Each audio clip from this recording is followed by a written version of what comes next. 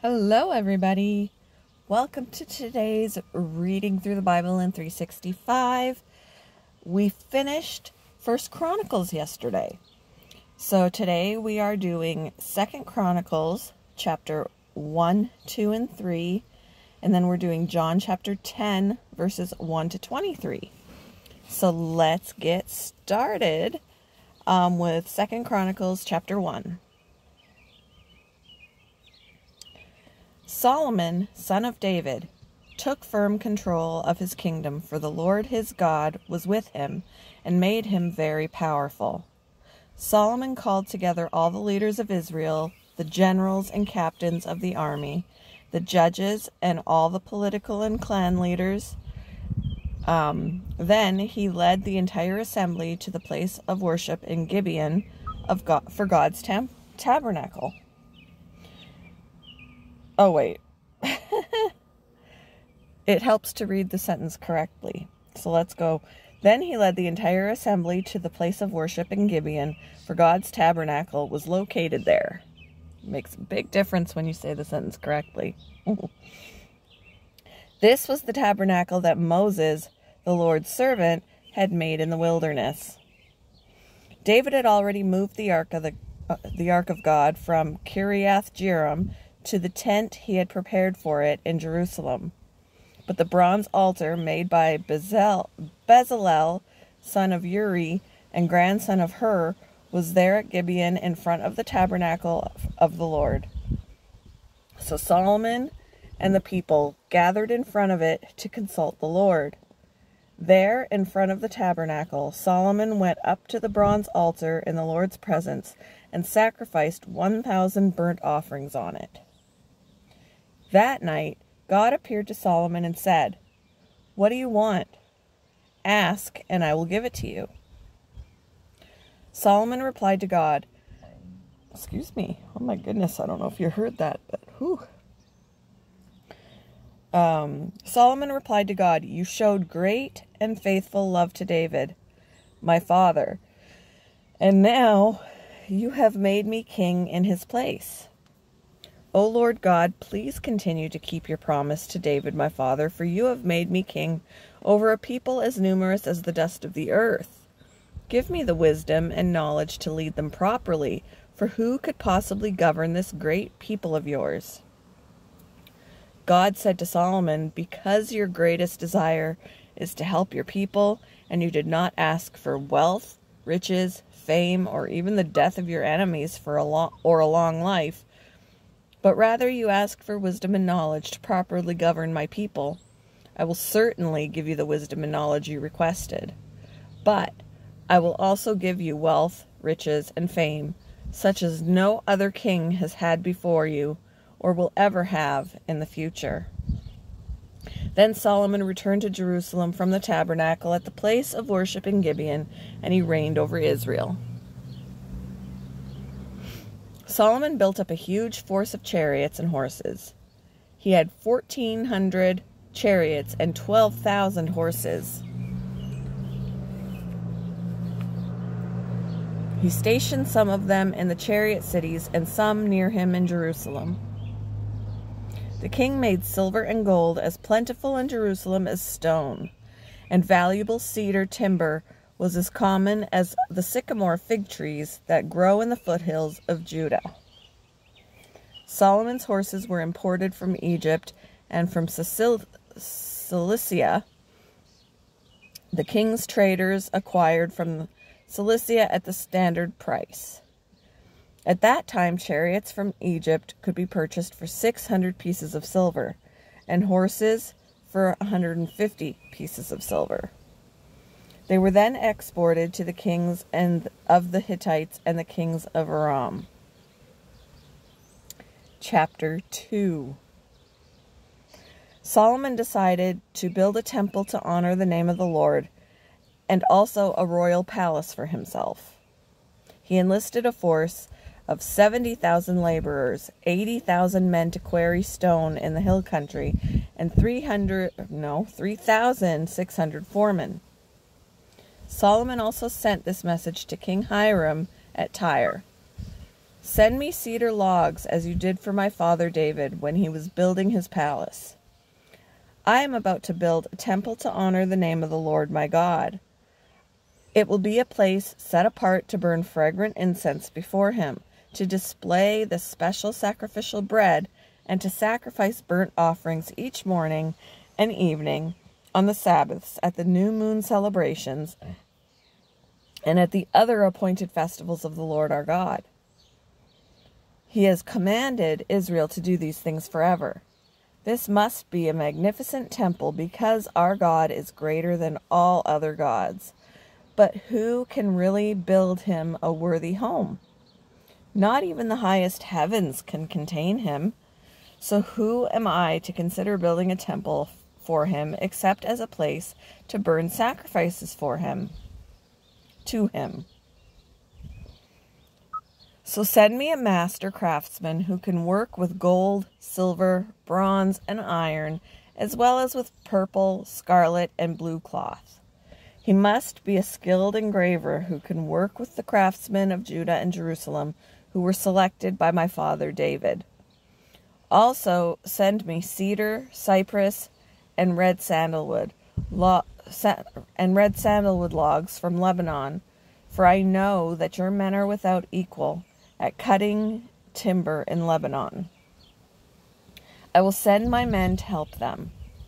An immense amount of timber will be needed, for the temple I am going to build will be very large and magnificent.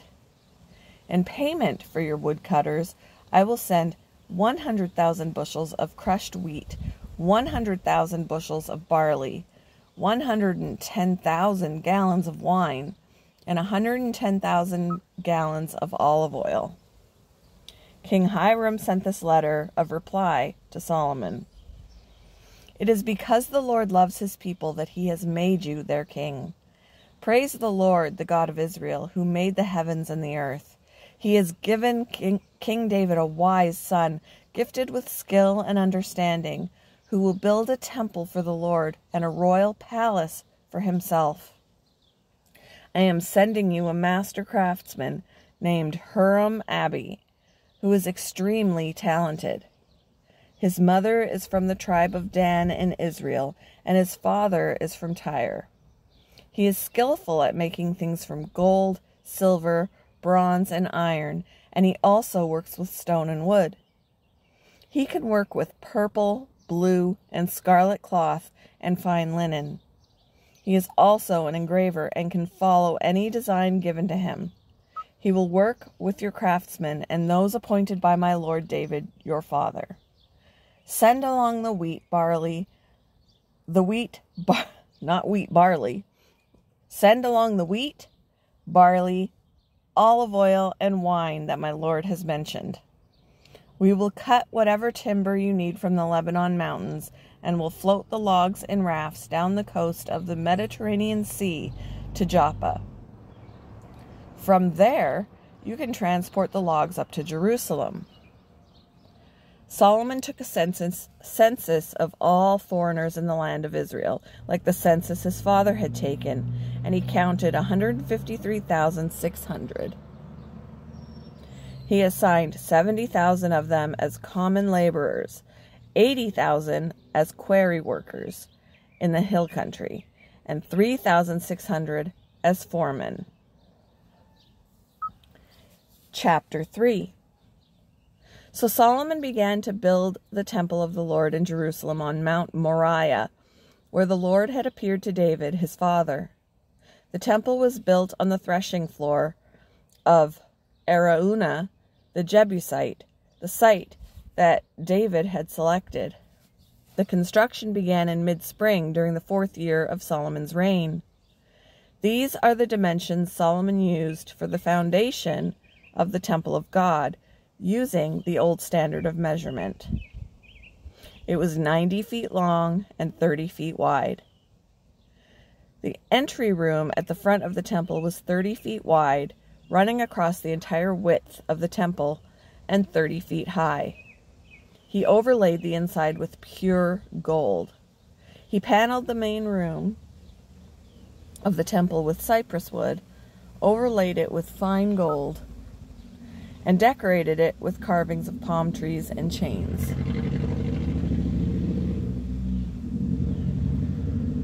He decorated the walls of the temple with beautiful jewels and with gold from the land of Parvim. He overlaid the beams, thresholds, walls, and doors throughout the temple with gold. He carved figures of cherubim on the walls. He made the most holy place 30 feet wide, corresponding to the width of the temple, and 30 feet deep. He overlaid its interior with 23 tons of fine gold. The gold nails that were used weighed 20 ounces each. He also overlaid the walls of the upper rooms with gold.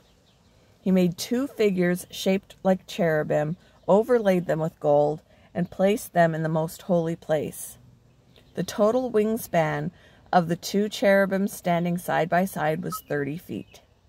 One wing of the first figure was 7.5 feet long, and it touched the temple wall. The other wing, also 7.5 feet long, touched one of the wings of the second figure. In the same way, the second figure had one wing 7.5 feet long that touched the opposite wall. The other wing, also 7.5 feet long, touched the wing of the first figure. So the wingspan of the 2 cherubim side by side was 30 feet. They stood on their feet and faced out toward the main room of the temple. Across the entrance of the most holy place, he hung a curtain made of fine linen, decorated with blue, purple, and scarlet thread, and embroidered with figures of cherubim. For the front of the temple, he made 2 pillars that were 27 feet tall, each topped by a capital extending upward another 7.5 feet. He made a network of interwoven chains and used them to decorate the tops of the pillars. He also made 100 decorative pomegranates and attached them to the chains. Then he set up the 2 pillars at the entrance of the temple, one to the south of the entrance and the other to the north. He named the one on the south Jachin, and the one on the north Boaz. Moving on to John chapter 10, verses 1 to 23. I tell you the truth. Anyone who sneaks over the wall of a sheepfold rather than going through the gate must surely be a thief and a robber. But the one who enters through the gate is the shepherd of the sheep. The gatekeeper opens the gate for him, and the sheep recognize his voice and come to him. Sorry, I have to yawn. Okay. He calls his own sheep by name and leads them out. After he has gathered his own flock, he walks ahead of them, and they follow him because they know his voice. They won't follow a stranger. They will run from him because they don't know his voice. Those who heard Jesus use this illustration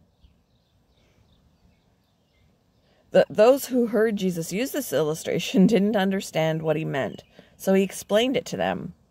I tell you the truth. I am the gate for the sheep.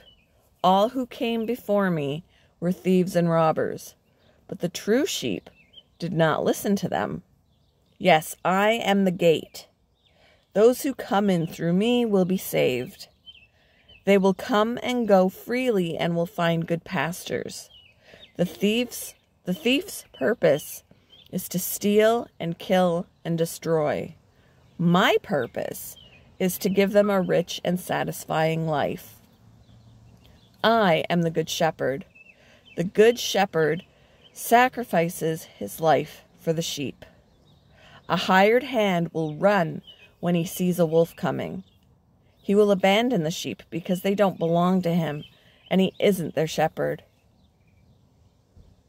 And so the wolf attacks them and scatters the flock. The hired hand runs away because he's working only for the money and doesn't really care about the sheep.